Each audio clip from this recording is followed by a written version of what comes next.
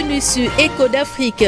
En République démocratique du Congo, les parlementaires tentent de réformer la loi électorale. Une proposition a été déposée à cet effet jeudi à l'Assemblée nationale, une résultante des consultations menées depuis fin juillet par un groupe de 13 parlementaires et des personnalités issues de la société civile. Selon les auteurs de la proposition de loi, il est question de trouver des solutions aux problèmes pratiques et irrégularités constatées lors des élections controversées de décembre 2018. Il propose, entre autres, la suppression du seuil de représentativité au niveau national, l'interdiction aux hommes politiques de présenter leur candidature à différents scrutins et de désister au profit de membres de leur famille désignés comme suppléants. En ce qui concerne la campagne électorale, les auteurs proposent l'interdiction aux candidats de distribuer de l'argent. Les parlementaires se sont aussi penchés sur la diffusion des résultats. Selon eux, les procès-verbaux doivent être remis aux témoins mais aussi aux observateurs. De plus, le président de la CENI doit pouvoir être sanctionné en cas de refus de publication des résultats, bureau de vote par bureau de vote, et en cas de contentieux, le recomptage des voix doit être obligatoire. Jugeant cette révision de la loi électorale nécessaire en vue de la dépolitisation de la CENI, la CENCO, Conférence épiscopale nationale du Congo, qui réunit les évêques catholiques, a interpellé les députés et sénateurs mercredi 16 septembre, au lendemain de la rentrée parlementaire.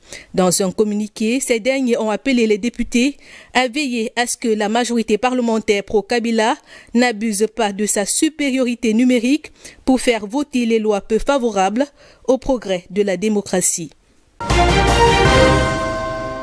Au Rwanda, la demande de liberté conditionnelle de Paul Rusesabagina a été refusée par la justice.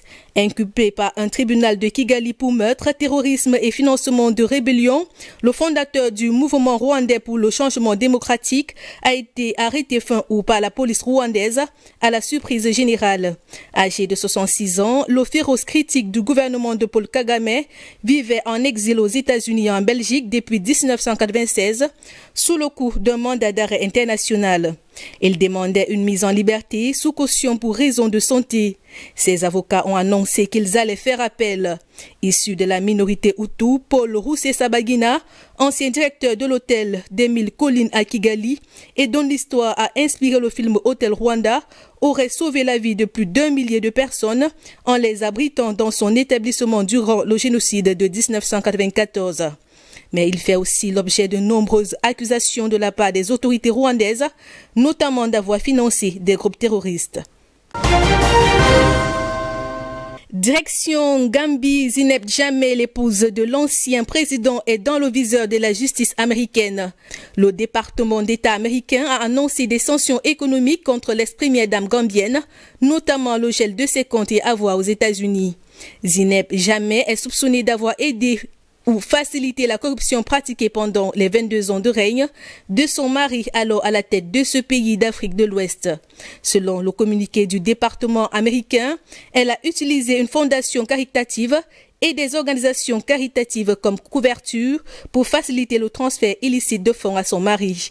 Les autorités américaines évoquent en particulier une propriété située dans le Maryland, achetée via une société créée par Zineb Jammeh et estimée à 3,5 millions de dollars, qui fait désormais l'objet d'une procédure de confiscation. Ces mesures restrictives sont les dernières d'une longue liste, depuis la chute de l'ancien président gambien, arrivé au pouvoir à la faveur d'un coup d'État. En 2018, Washington, qui accuse Jammeh d'avoir mis en place un véritable système en vue de piller les caisses de l'État et de siphonner les fonds de l'État à son profit personnel, avait interdit d'entrer sur son territoire à l'ex-président gambien, son épouse et ses enfants. Tous ont également été placés sur la liste noire américaine des dirigeants étrangers impliqués dans des faits de corruption à large échelle ou dans de graves violations des droits humains. En Guinée, l'opposition annonce des manifestations anti-Condé dès la fin du mois de septembre. Le mouvement contestataire vient ainsi de lancer un nouveau cycle de protestation contre la candidature du président guinéen, candidat à sa propre succession le 18 octobre prochain. Le dirigeant du mouvement citoyen a appelé la population de Conakry et ses environs à se joindre à cette nouvelle série de marches pacifiques dès le 29 septembre pour exiger le départ du président guinéen. Après avoir fait voter une nouvelle constitution au mois de mars, le président Alpha Condé, âgé de 82 ans, est accusé par ses opposants de contourner les limites des mandats présidentiels. Quelques heures avant l'annonce des nouvelles marches du FNDC, le président a prolongé d'un mois l'état d'urgence sanitaire instauré en mars en raison du Covid-19. En marge de cette nouvelle mesure, les nouvelles marches du FNDC risquent d'être déclarées illégales. Les défenseurs des droits humains et l'opposition ont accusé les autorités de se servir de la pandémie comme prétexte pour faire taire la contestation.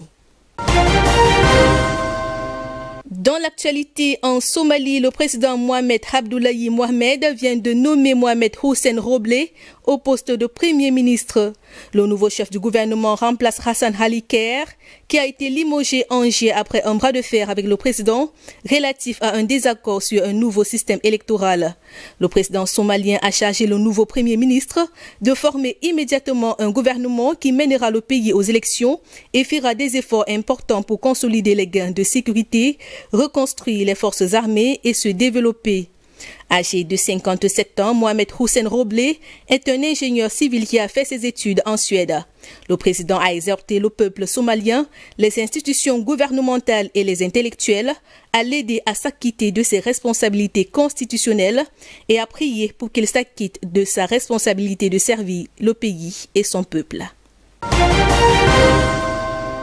Voilà qui fait l'essentiel de l'actualité en Afrique. L'information est en continu sur DBS Télévision.